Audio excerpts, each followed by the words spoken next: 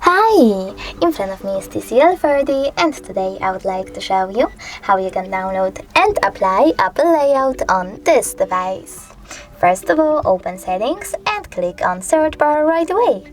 Now you need to type in iOS Launcher and download this free app from this developer. Then select Open.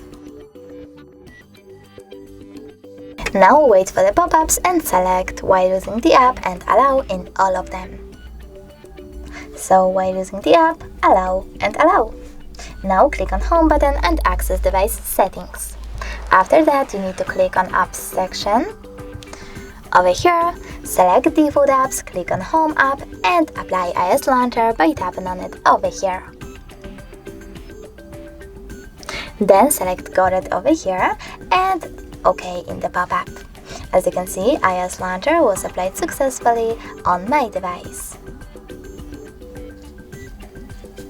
But you can always switch between those layouts by going into the same default app settings and click it on Launcher or iOS one. Thanks so much for watching. If you enjoyed this video, don't forget to leave a like, comment and definitely subscribe. Bye!